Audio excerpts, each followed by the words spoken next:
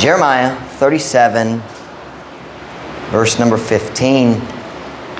Wherefore the princes were wroth with Jeremiah, and smote him, and put him in prison in the house of Jonathan the scribe, for they had made that the prison. When Jeremiah was entered into the dungeon and into the cabins, and Jeremiah had remained there many days, then Zedekiah the king sent and took him out, and the king asked him secretly in his house and said, Is there any word from the Lord? And Jeremiah said, There is. For, said he, Thou shalt be delivered into the hand of the king of Babylon. Kasi, busa ang mga prinsipe na pungo ni Jeremiah, o mihampak kaniya, o mibutang kaniya diha sa bilanggoan, diha sa balay ni Jonathan, ang eskriba, kay sila mihimo niya ng bilanggoan. Sa diha nga si Jeremiah, kisulod nga to sa Bartolina, o nga to sa mga lawak, o si Jeremiah may pabilid dito sa daghang mga adlaw, unya si Zedekiah ang hari may padala, o may pakuha kaniya pagawas, o ang hari nangutana kaniya sa tago diha sa balay, o miingon, aduna bay bisan unsa nga pulonggi kan sa Ginoo? O si Jeremiah miingon, anaa, kay miingon siya, ikaw igatugyan ngadto sa kamot sa hari sa Babylonia. Tell my message this morning is never change your message. Ayaw gayud, usba ang imong mensahe. Never change your message. Basa ko sa kong Biblia, sa kong cellphone, sa Friday sa buntag, sa wala pa, kaya akong reading Bible, na dari sa akong desk sa church, huwag na pailaing sa balay. But I was getting ready to leave, na pipila ka minutes, so nagbasa ko sa Biblia sa akong cellphone. Huwag niabot ko niini nga verse 17. Huwag diretso ko naghuno, nagkabayan niya nga phrase, never change your message. So nagbutang ko sa type sermon idea, diya sa akong listahan, sa mga mensahe, mga posibilidad nga, never change your message. Dayon nagbutang ko niini nga verse. Dayon niabot ko dari sa church, Ma'am Ruth. Nag-abri ko sa akong Biblia nga to sa Jeremiah 37, verse 17, o gisulat na ko diha ilalom nining a verse. Never change your message. And I never have new ideas either. And magampo ta. Dayon ko mo makalingkod para sa mensahe karong buntag. Now, Father, thank you for today, Lord. Thank you for your goodness to us. I pray, Lord, you'd fill me with your spirit. Palihog yun, tabangi ko karon pun ako sa imong espiritu samtang magwali ko sa imong pulong ato sa imong katawhan. Lord, please work in our hearts today. Strengthen our church. Help us, Father, to be a church that walks by faith, that stands for right no matter what the results. Bisan unsang mahitabo, magsalig mi kanimo, and magbarog para sa pagkamatarong. Palihog, tabangi mi karon. Bless me, Father, right now as I preach. Pray in Jesus' name. Amen. Pwede ka mo maglingkod. Nini nga storya, si Jeremiah, ana sa prisuhan. Dugay na. Ana siya sa prisuhan. The verse we read said he remained there many days. May pabiling siya dito sa daghang mga adlaw. Kaya nga naman, kining magwali, gibutang sa bilanggoan. Simple kayo. Tungod kaya ang kadaghanan sa katawhan niya ng panahon na dili mangganahan sa iyang mensahe. Sa panahon sa atong istorya karon, nagwali na si Jeremiah, dugay na nga ang paghukom sa Diyos padulong sa iyang katawhan dito sa Jerusalem ug Juda, apang wala sila naminaw. Sa sinugdanan sa iyang ministry na ay mini revival, basing dako nga revival nga diha sa paghari ni Josiah, pero si Josiah namatay na. Ug bagong laing bagong hari sukad niya nga panahon. Ug ang tanan maayo gikan sa paghari ni Josiah nawala na. At the time of the story that we read today, niining panahon na si Zedekiah ang naghari. Si Zedekiah ang katapusang nga hari sa Southern Kingdom sa Judah. Sa wala pa ang Diyos nagpadala sa Nebuchadnezzar aron magsilot sa tao sa Southern Kingdom. Look back with me. We're in Genesis 37. Let's go back to verse number 1 and kind of get a feeling for this story. Si Zedekiah, ang bagong hari. Jeremiah chapter 37, verse number 1. Jeremiah 37, verse number 1. Kung nasa, amen. And King Zedekiah, the son of Josiah, reigned instead of Coniah, the son of Jehoiakim, whom Nebuchadnezzar, king of Babylon, made king in the land of Judah. But neither he, nor his servants, nor the people of the land did hearken unto the words of the Lord, which he spake by the prophet Jeremiah. O si Haring Zedekiah, sang lalaki na anak ni Josiah, mi hari, pulit ni Coniah, sang lalaki na anak ni Jehoiakim, kang kinsa si Nebuchadnezzar, hari sa Babylonia, mihimo nga hari, diya sa yuta sa Judah.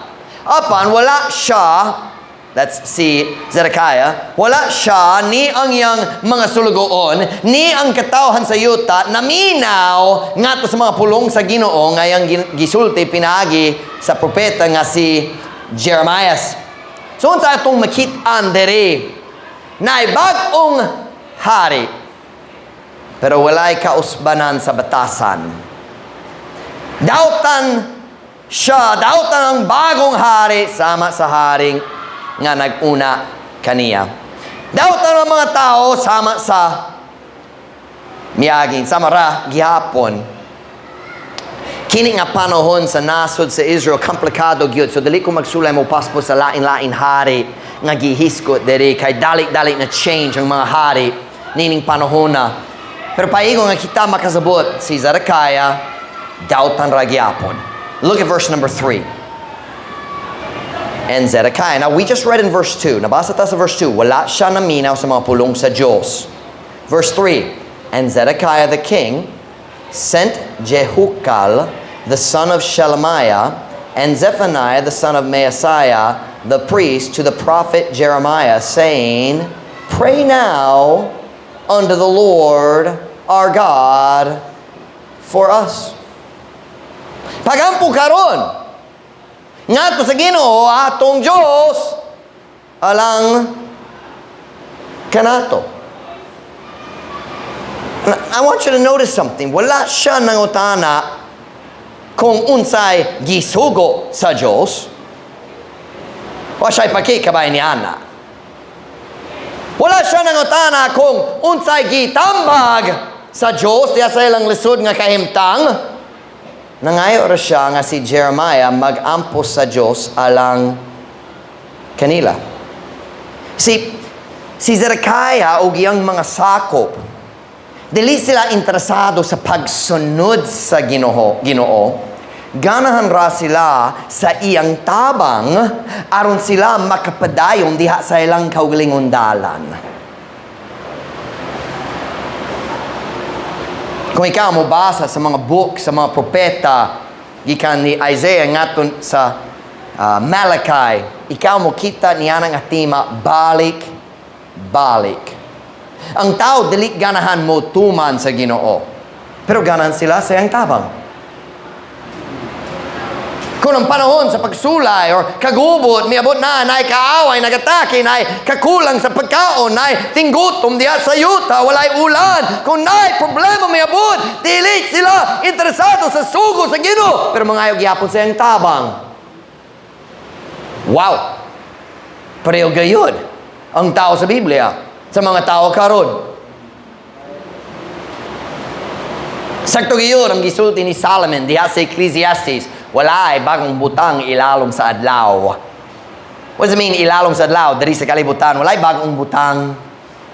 Ang kinaiya sa daotang mga tao, dili gayud mausob. Ginoo, wala ko'y paki sa imong pulong, wala ko'y tayo mo basa ni Ana, wala ko'y tayo magsimba, wala ko'y paki kabayan sa imong mga sugo, pero ganang kong mahibalo, kano sa man ka mo sugod og tabang kanako sa akong mga problema. O kabaga sa nawong sa mapagarbohon nga mga tao nining kalibutan. Kabaga sa nawong.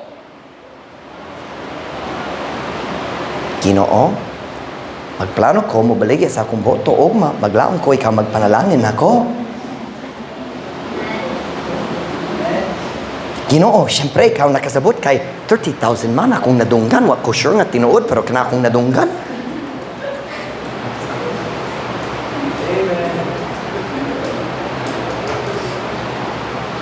Basin 15-15, pero okay pod ka na.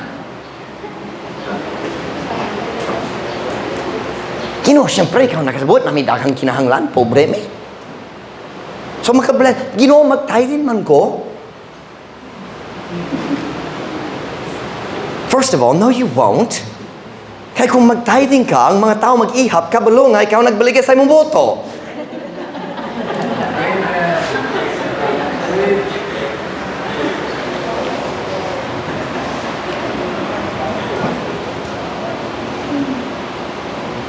Kabaga sa nawong sa mga Kristohano nga maningil sa Ginoo. Tabangi ko! Pero wako'y pakikabayan sa imong pulong.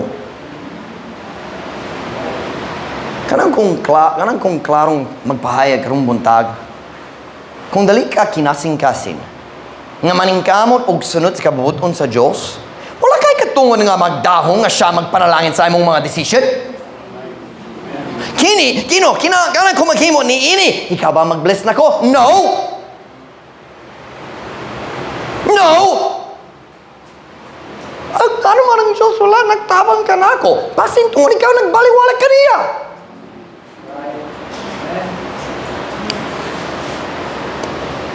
Pastor Mike, lasod na mong kahimtang karon kay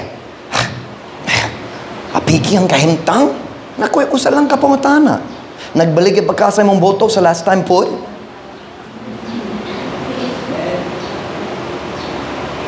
Wealth gotten by vanity shall be diminished. Ang katigayon ang gikuha pinaagi sa kakawangan mo kunhod. Mahimong gamay. Kaya nga naman. Well, number one, tungod ang Diyos mo tunglo ni Ana. Number two, tungod ang tao nga walay batasan. Mao nga mo dawa siya para sa iyang boto. Wala pud siya batasan diya sa pagpugong siyang gasto. Dali ta mo gasto. Ta akong kwarta. Wow! Makapalit ko daghan. Sunod si Mana, harot na akong kwarta. This is not in the outline. What happened here? Wala gayon diri kabayan sa election. I can't help it. Pastor Mike, wala itaw diri mo baligya sa boto. Just in case na itaw sa pekas na minaw. Si Beth nagdoon ako, Daddy, magplano kong magbaligya sa akong boto. I said, balik na lang ka sa US. Kung 18 na, makaboto ka. Just kidding, Beth didn't do that. It was Flory. Where's Flory? Oh, nasa sa nursery. Sayang! And somebody tell Flory, nagbinuwang ko niya. Look at verse 4. Verse 4. Now Jeremiah came in and went out among the people, for they had not put him into prison. Karon si Jeremiah misulod og migawas diha sa katawhan kay sila wala mibutang kaniya ngadto sa bilanggoan. We could say wala pa mibutang kaniya ngadto sa bilanggoan. So, yun nga storya nag-atras na tagamay. Og si Jeremiah wala pa gibutang sa prisuhan. Later sa story na siya sa prisuhan dugay na. Pero nag-atras ta sa story gamay. Kung mubasa ka sa Jeremiah, paminan ako, let me help you. Jeremiah is not chronological. Ang mga storya sa Jeremiah dili magsunod-sunod. Ang mga propesya dili magsunod-sunod. So kung mubasa ka sa Jeremiah, malibo ko. That's because it's not chronological. Kinahanglan kang maghina gyud kung gana kang makasabot unsay una, ikaduha. Kinahanglan hina gyud. Bisan diri sa story, mag-jumping siya, magbalik-balik sa story. So here's what we got here. Nagatras ta sa atong text verses, si Jeremiah na nasulod sa jail, ug ang hari nagtawag kaniya mo gawas. Kanatong teksto. Karon nagatras ta sa wala pa si Jeremiah gibutang sa jail. Look at verse 5. Then Pharaoh's army was come forth out of Egypt, and when the Chaldeans that besieged Jerusalem heard tidings of them, they departed from Jerusalem. Unya, ang kasundaluhan sa Pharaon migawas gikan sa Ehipto ug sa diha ang mga Chaldeanhon, that's the Babylonians, Chaldeanhon, pareho sa Babylonian, ang mga Chaldeanhon nga misulong sa Jerusalem nakadungog sa mga balita may tungod kanila, sila migbiya gikan sa Jerusalem. Lukop sa Book of Jeremiah, makitaan nimo balik-balik ang paghiskot sa duha ka nasod, Assyria ug Egypt. Kauban sila murag. Pero layo gyud sila sa usag-usa kung kita maghimo sa map diri na I read the Mediterranean Sea na Israel diri, Egypt na diri sa south, Assyria is way over here by the Euphrates River. Layo gyud dayon diri sa south na ay Babylon, ang Chaldeans nga nagatake nasa Judah. So bisan kanusa ang mga tao dari sa Israel. I didn't draw my map. I'm just imagining my map. Y'all can't imagine my map, but I can. And dali ko ganang mag-draw karon kamo nakita sa una. Maybe I should draw. I think I will. I will take a minute and draw the map. Where's the marker? I think I will. It will help us to understand the story. All right. So we have the Mediterranean Sea here. We have the Nile River. Ug asaman ang Nile River na dito sa land of Egypt. Dayon dere natay the nation of Israel, the divided kingdom. Dere natay Sea of Galilee, dayon the Jordan River, dayon the Dead Sea, ug na bahin na ang gingharian, na Israel sa north, ug na ay Judah sa south. Okay, nining panahon na sa story, Israel wala na. Halos silang tanan gidalat na ngadto sa Assyria, layo gyud diri na dapit ang Assyria north ug diri sa east nga dapit. And Israel's already gone. Nawala na sila. Gidakop na kay si Zedekiah ang kinalasan sa Judah. Pero diha sa Jeremiah, ikaw mo kita balik-balik ang paghiskot sa Assyria ug Egypt. Let me explain the background so we understand Jeremiah a little better. Paminaw. Tungod kay ang daotang mga tao diha sa Judah, dili ganahan mo balik sa Diyos. Ganan sila magpadayong gyapon diha sa ilang kadautan. Bisan kanusa nga ang kaaway nagatake kanila. Kasagaran ang mga tao gikan sa Babylon dere silang nagatake sa Judah. Pero bisan kanusa na sila problema nailain kaaway nagatake kanila. Sila diretso nangita sa tabang sa lain mga nasod. Usahay, nagbutang sila sa ilang pagsalig diha sa Assyria. Why klaro ka na, sila ang nag-destroy sa Israel, pero kanaang gihunuhuna. O usahay, sila nagbutang sa ilang pagsalig diha sa Egypt. Balik-balik sa tibok book of Jeremiah, na-change na ang political landscape. Dili na ang Assyria ang pinakadakong kaaway. Karon ang Babylon ang mas dakong nga problema para nila. So kung ang Babylon nagatake nila, sila naghunahuna, pasin ang mga Syrians mutabang na to. Kaya Syria wala pa giguba sa Babylon. Later, Babylon nagatake pud sa Syria. Pero sila pud gipatay. Pero niining panahon ni Jeremiah, sila kanunay maghunahuna. Pasin ang mga tao sa Egypt mutabang na to. Pasin ang mga tao sa Assyria. So kung ang problema niya bud, diretso sila nagpadala sa mga mensahero ngadto sa lain-laing nasod. Kana ang gipasabot sa Dios diya sa Jeremiah 2. Go look at it with me to give us a feel here. Jeremiah chapter 2 verse 36. Jeremiah chapter 2 verse 36. I'm trying to help you understand the culture, here's a big English word, geopolitical situation. Jeremiah 2 verse 36. Jeremiah chapter 2 verse 36. Kunana sa amen. Why gaddest thou about so much to change thy way? Kung wala ka nakasabot sa pulong gaddest, ayaw ka balaka. Daghang Amerikano pod, wala nakasabot sa pulong gad. We'll look at it in a minute. Thou also shalt be ashamed of Egypt, as thou wast ashamed of Assyria. Yea, thou shalt go forth from him, and thine hands upon thine head, for the Lord hath rejected thy confidences, and thou shalt not prosper in them. Ngano nga nagasore-soroy ikaw sa hilabihan aron sa pag-usab sa imong dalan. ikaw usab maulaw sa Ehipto, ingon nga ikaw naulaw sa Assyria. Oo, ikaw mugawas gikan kaniya, gikan sa Egypt, o ang imong mga kamot nganha sa imong ulo, kay ang Ginoo misalikway sa imong mga saliganan. Ug ikaw dili mo uswag diha kanila. So what is he talking about? Balik-balik ang Diyos na yon kanila. Balik-balik kamo mag-usob sa imong hunahuna. Oh, naay problema. Basin, magpadala ta sa mga messengers ngadto sa Assyria. Basin sila mo tabang na to. Basin. Oh, wala sila nagtawo. Grabe kayong kaimtang. Nakwaidea. Basin Egypt na lang. Kana ilang gibuha. Balik. Always sending messengers. Kay nga naman. Kung dili buot ka, mudawa sa tambag sa Diyos, kinahanglan ka mo salig sa tao. Grabe kayo, kahintang sa tao, kang kinsang pagsalig, anaa sa laing tao. Balik.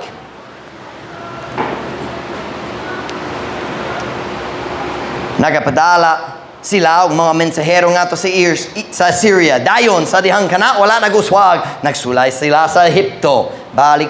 Now go back to Jeremiah 37 verse 5. Here in Jeremiah 37, ang mga Egyptians ang nagtabang kanila.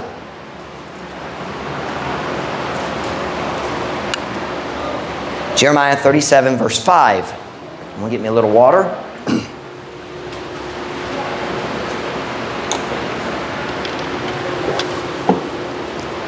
Jeremiah 37 verse 5. Kunanas, amen?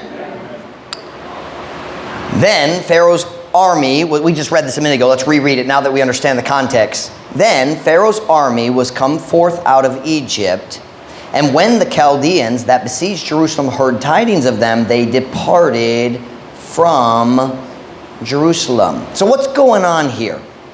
Niinig nga panahon sa story. We started it at the end of the story. Si Jeremiah na nasulod sa prisuhan, kitawag siya pagawa sa hari nga si Zedekiah. Dayon, magatras ta sa sinugdanan sa chapter. Si Jeremiah wala pagibutang sa prisuhan. O ang kasundalohan sa mga Chaldeans, sa mga Babylonians, naglibot sa tibok syudad sa Jerusalem. Nagatake na sila. They had, the word is, I forgot the word, sulong, nagsulong sila sa syudad, nagpalibot yun, aron walay tao makasulod, nga modalo og pagkaon, walay tao makaikas, mogawas. They were trapped in the city. Dayon, verse 5, we see nga si Pharaoh migawas gikan sa Egypt. Sila na diri nini nga dapit sa Jerusalem. Si Pharaoh na sila dere, kipalibutan sila sa kasundaluhan sa Chaldeans gikan sa Babylon. Sila nagpadala sa mensahero nga to si Egypt nang ayo og tabang, murag nagpadala sa bulawan og plata og mga regalo. Og si Pharaoh naggawas gikan sa Egypt uban sa iyang kasundaluhan aron magatake sa Babylonians. So gipugos sila mobiya sa Jerusalem aron mag-atubang sa pag-atake sa mga Egyptians. Sabtan ninyo. That's where we're at in this story. I'm glad I decided to draw that on the board. It really helps. So, ang Babylonians gipugos nga muundang silang pagsulong sa Jerusalem aron mag-atubang sa mga Ehiptohanon. O kanang kahimtang sa dihang ang hari nagpadala sa mga tao ngato ni Jeremiah aron nangayo nga siya mag-ampo lang kanila. He was saying, mag-ampo ka nga ang mga Babylonian dili man mobalik og magatake kanato pag-usab. Nagbiit na sila aron mag-atubang sa Egyptians ug that was the time ang hari nagpadala sa tao ngato ni Jeremiah aron mangutana, palihog pag-ampo para nato. Mag-ampo ta nga ang Ginoo mupugong sa Babylonians aron dili sila magbalik dali ug magatake kanato pag-usab. Now look at verse 6. Before we read it, I have a question. What did the king ask Jeremiah to do? Unsay gihangyo sa hari nga si Jeremiah mag-ampo. Wala siya nangutana unsay tambag sa Ginoo, di ba? Wala siya nangutana unsay mensahe. Pero ang Diyos mihatag yapon sa mensahe. Look at verse 6. Then came the word of the Lord unto the prophet Jeremiah, saying, Thus saith the Lord, the God of Israel, Thus shall ye say to the king of Judah that sent you unto me. So si Zedekiah mismo, wala siya nagdol ni Jeremiah, nagpadala siya sa mensahero. Thus shall ye say to the king of Judah that sent you unto me to inquire of me, Behold, Pharaoh's army, which is come forth to help you, shall return into their own land. Says that lang, palihog, Jeremiah, ampo para namong ang Diyos magpanalangin kanamo aron makapadayon mi, di asa mong kadautan. Magang puminga, si Pharaoh mudaog, mapildi si Nebuchadnezzar. And Jeremiah says, nakoy mensahe para ninyo. Ang kasundalohan ni Pharaoh mubalik sa Egypt. Sila migawa sa mutabang nimo, dili sila mutabang, muuli man sila. Look at verse 8. And the Chaldeans shall come again.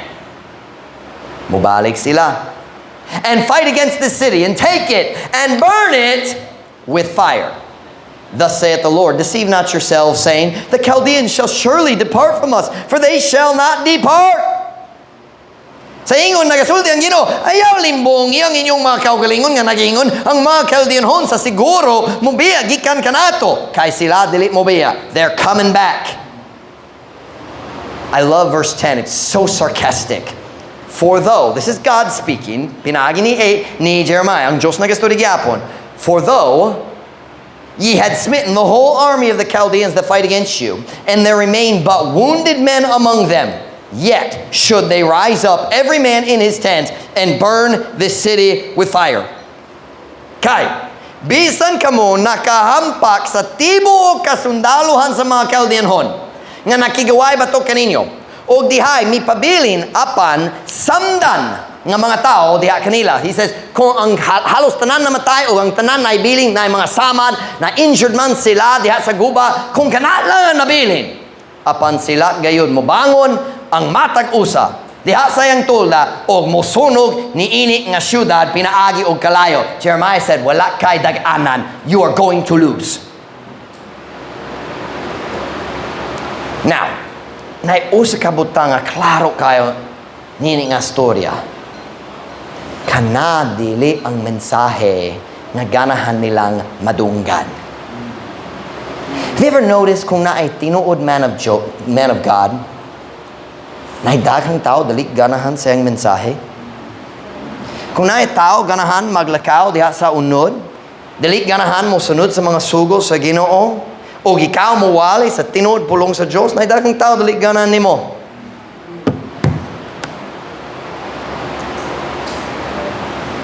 I'm lost in my notes. Ang mensahe ni Jeremiah, dili man makadani alang sa iyang mga tigpaminaw. They didn't like him. Pero salamat sa Ginoo nga siya mihatod sa mensahe nga gihatag sa Dios kaniya. Can I say, kana ang atong kinahanglan hangtod karon sa kalibutan? Mga tao sa Diyos nga mubarog o muhali sa mensahe sa Ginoo bisan ang mga tao dili ganahan. Dili ta magatabang sa tao pinaagi sa pagsulti kanila kung unsay lang ganahan madunggan. Kang problema ang salap o ang tao kinahanglan ma-warn kabayan sa salap. Kanang mga rason si Peter naging nga ni Timothy, preach the word. Iwali ang pulong. Be instant in season, out of season, reprove, rebuke, exhort with all long suffering and doctrine. Na mga panahon, basi ng tao ganahan, maminaw. Pero mas dagang panahon, dali sila ganahan, pagwali lang yapon. Kung daghang taong mo simba, pagwali sa pulong. Kung pipila manggod, pagwali sa pulong yapon. Salamat sa Ginoo nga si Jeremiah ang tinuod propeta sa Diyos. Dili siya matarog tungkol sa pressure sa mga dautan. Balik ta sa story. Go back to Jeremiah 37 verse 11. So sa story, si Jeremiah, wala pa siya gibutang sa prisuhan.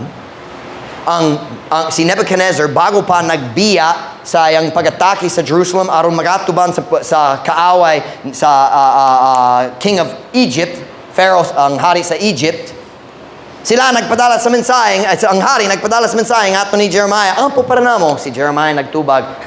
Ayaw na lang, ayaw paglaom. Ayaw paglaom nga si Nebuchadnezzar dili mo balik gyud siya, mosunog siya sa syudad yapon. And then look at verse 11. And it came to pass that when the army of the Chaldeans was broken up from Jerusalem for fear of Pharaoh's army, then Jeremiah went forth out of Jerusalem to go into the land of Benjamin to separate himself thence in the midst of the people. O kini naitabo nga sa diha nga ang kasundalohan sa mga Chaldeanhon nabungka gikan sa Jerusalem tungod sa kahadlok sa kasundalohan sa Pharaon. Unya si Jeremiah migawas gikan sa Jerusalem aron sa pag-adto ngadto sa yuta ni Benjamin aron sa pagpalahi sa iyang kaugalingon gikan dito sa taliwala sa katawhan.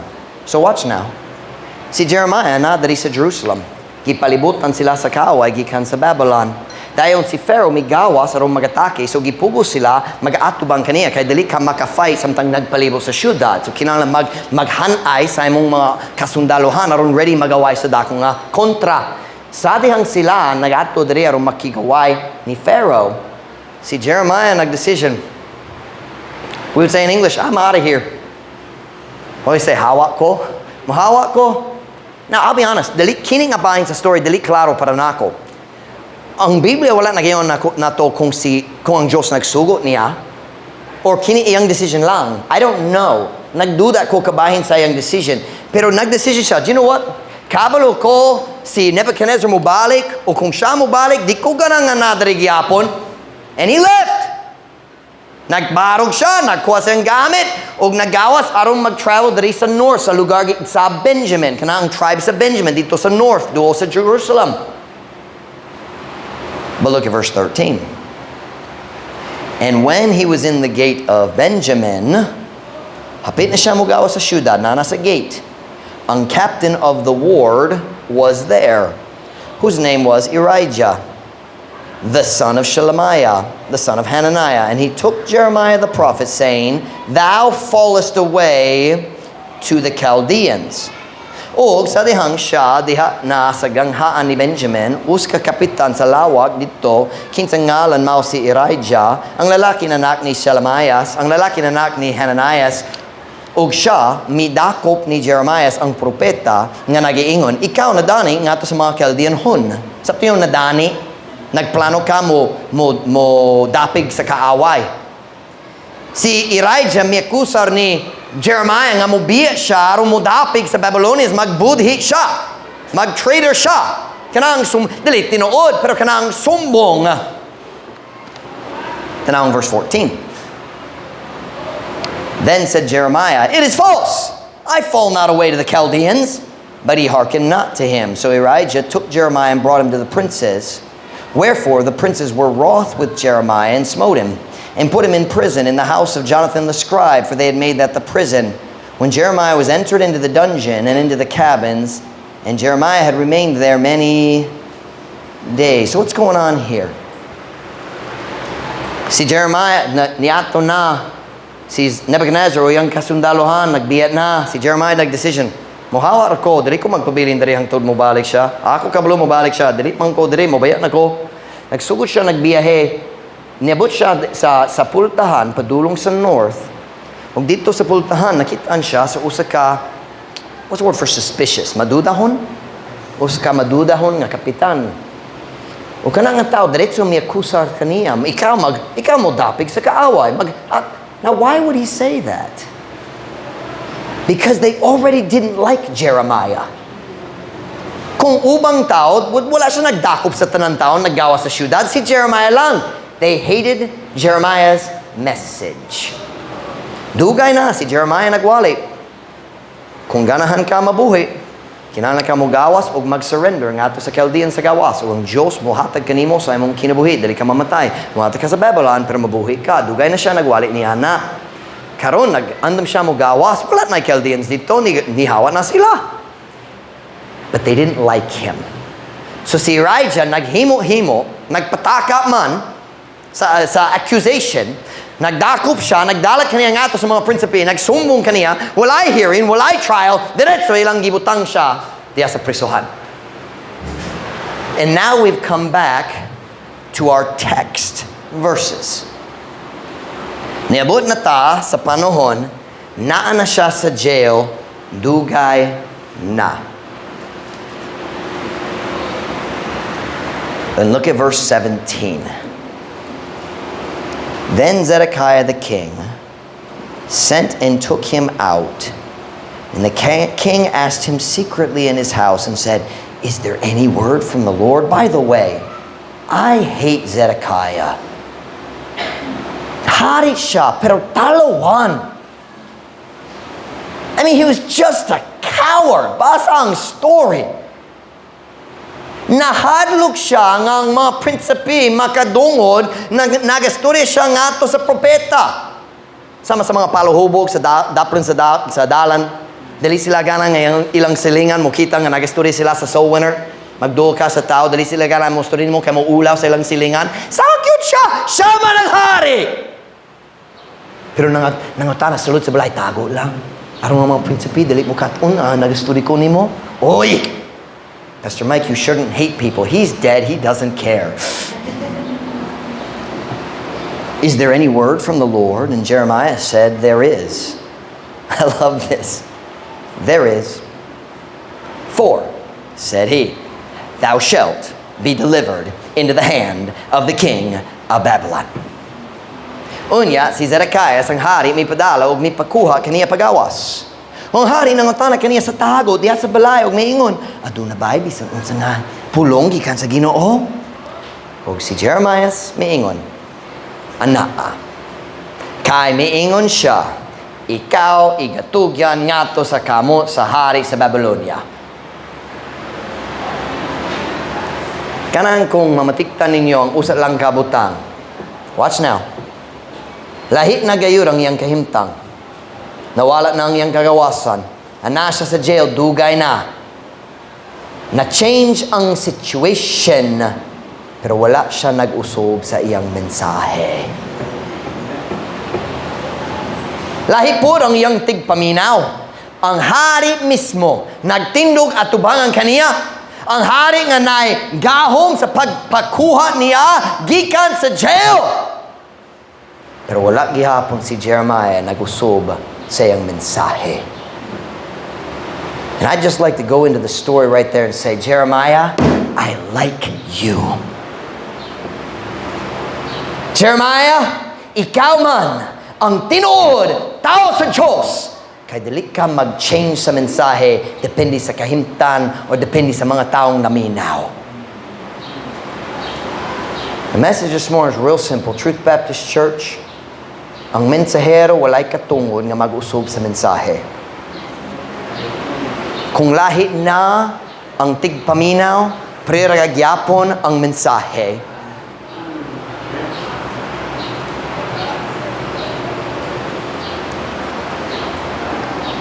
If my message, the way I preach, kung akong pagwali, akong wilalihan, akong iso nga pagwali, batok sa sala, if that costs me church members, kung gamay na ang church, pipila man ang tao magsimba, tungod dili sila ganan sa akong mensahe, I've just got news for you. Ang mensahe dili mauso.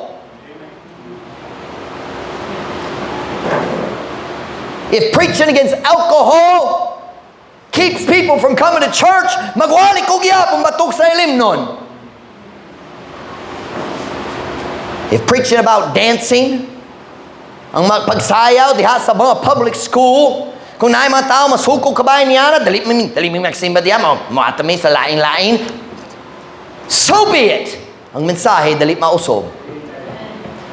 Kung akong pagwali batok sa pagpanguyab, magpahawa sa mga batanon, ganan sila mag-appeal sa church pero mo appeal yapon sa dautang pang-uyab-uyab. Kung akong pagwali maginundang na ay batanon mo biya sa church, bahalat sila. Ang mensahe dali mausob.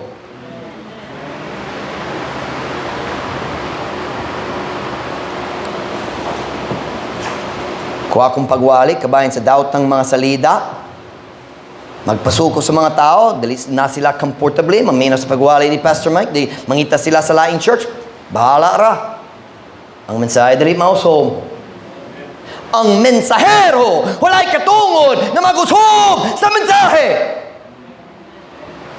Matag election, nawad-an ko sa mga membro, kikan sa atong church. Tungod ako magpadayon og wali batok sa pagbaligya sa boto, I got news for you. Ang mensahe dali mausob.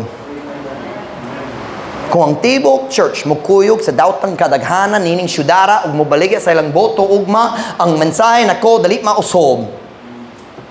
And just for the record, bisan, just maybe, basin, na membro naghuna-huna pa kabayan ni Ana. Ako mo sulti klaro yun. Kung mobaligya ka sa imong boto ugma, number 1, ikaw us ka criminal at tubangan sa balaod sa Pilipinas. Number 2, ikaw us ka mabudhiyon sa imong Diyos o ikaw us ka tiktira sa likod sa tanan laing membro sa imong iglesia. Shame on you. You can't follow Jesus and sell your vote. Ang mensahe dali mausob. And by the way, kung nakay printe nga naggamit sa imong ngalan, nagbaligi sa imong boto, ayaw pagdawa bisan uska peso. Ingna siya, bahala ka, dili ko. Listen to me, that money's cursed. Tinunglog, yun ka na. You don't want it. Si Pastor Mike, mag-tithing ko. I don't want it either. Pastor Mike, dako man. My God is rich. Datog yun! Akong amahan! This is my Father's world! Kini nga kalibutan, iya sa akong amahan.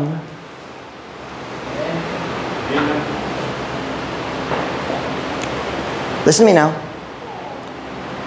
Kung nakay printe, nagsulta, hey! Ako'y kwarta! Mag-Jollibee ta. Dali lang ko. Salamat. Are you listening? You say, Pastor Mike, how long should I wait? 1 week. Mahurog gayo ng tanan. So 1 week safe na. Are you listening now? Nakikita ko sa membro. Niyagin Friday, basi Miyerkules. Nalimut ko. Nakikita ko sa membro nga nag-undang sa church. 3 years nilabay, sa diyang nagbaligya siya sa boto, nagpalit siya sa bagong cellphone. Wala siya mibalik, sukan niya na. Mibalik siya sa tanan niyang daan na andan, miserable ang iyang kinabuhi, walay kalipaw, makitan sa nawong. Nakikita ko niya, I think it was Friday, nakitan siya na ko. O naghuna-huna ko, kabayan sa election, o diretso naghuna-huna ko. Ako nakikita sa iyang cellphone, sa diya bago pag yun. And I wonder how long that cell phone has already been broken. Murag 1 year kapin na nagubat ng cellphone. Most cell phones last about 2 years kapin. It's been 3 years now. Murag nagubat yun yung cellphone. Pero nagubat yapon na yung kinabuhi. Nagbaligya siya sa kababuton sa Diyos. Lang sa usat lang ka cellphone. By the way, wala kong nagpahawa kaniya kanang iyang decision tungod sa iyang kaulaw. And by the way, if you sell your vote, you ought to be ashamed. Sakto gayon ang kaulaw kung makasala ka o ang tao makakaton. Pastor Mike, na yung mga tao nag-story kabay na ako nga nagbaligi ko sa boto. Tinuod ba? Tungod nga masuko kung ang tao musulti sa kamatuoran. I don't believe in gossip, but kung dili ka makasala, wala sila chismis nga mo hatag sa uban. At least make it slander so it's not true. Kung dili tinuod, dili chismis, slander, butang-butang.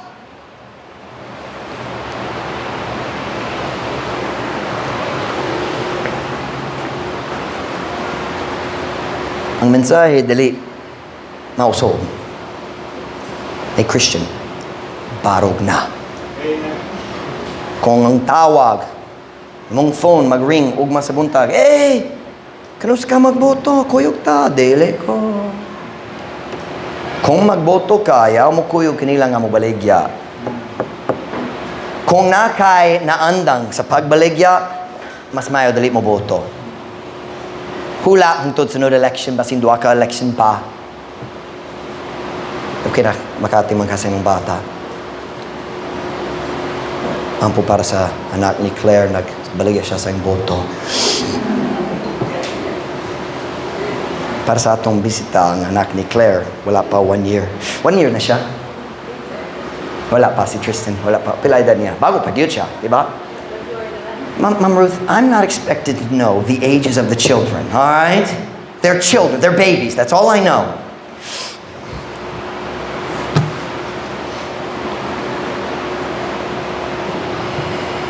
I'm saying today, dili gayud ko mo usob sa paagi sa akong pagwali dere aron mas daghang tao makomportable dere. Kung ganahan ang tao mahimong comfortable dere, simple kayo. Kinasing-kasing pagsunod sa Ginoo. Undahan yang pagsulay nga tunga Dios tunga yawa.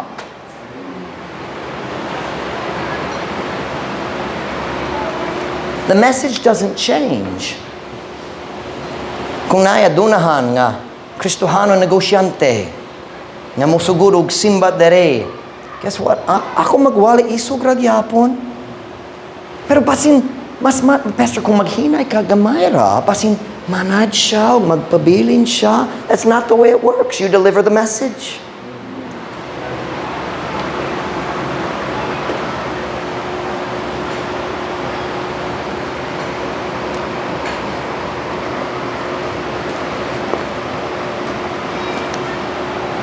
Nagsulti ko kaninyo na kay pastor nga buot magtindog nga mag-inusara kung kinahanglan. Pero nalipay ko nga musulti human sa 7 years campaign, dili ko kinahanglan nga mag-inusara. Kay salamat sa Ginoo nanay mga membro diri sa Truth Baptist Church nga ready na mubaro uban sa inyong pastor. Ug ganan ko mo pasalamat ninyo para niya na. Ug ganan ko mo challenge ninyo pag-usab. Let's stand together. You listen to me very carefully. Ang ebidensya nga ang Diyos makaati man sa tao nga honest, ang tao nga mag-decision, delete na ko magbaligya sa boto, ang tao mag-decision, ako mo sunod gayud sa sugo sa Ginoo. Watch now. Ang ebidensya nga ang Diyos mo panalangin niini, delete makit-an diri sa akong kinabuhi. Kinahanglan makit-an sa inyo ha. Are you listening? Ako nagikan sa gawa, so sayang kayo mga Pilipino musulti. Siyempre, nindo yung kinabuhi. Amerikano siya. No. Gipanalangin ang akong kinabuhi. May dagang Amerikano nga dili ipanalanginan. Pero kung ikaw mag-decision, ako man, mubarog uban sa akong pastor. Watch now, ang imong kinabuhi mahimo ng ebidensya nga tinuod pulong sa Diyos. Ang ebidensya nga dili malimod. Ang Pilipino kanunay makasulti, si Pastor Mike dili siya makasabot. Pero kung ikaw magbarog uban nako, nanay ebidensya nga tinuod ang pulong. Let's stand together. Magbarog ta, shoulder to shoulder. Dili mausog. Ug tanaw na to unsay buhaton sa Ginoo diri sa atong church. Tugon na mga ulo, piyong mata.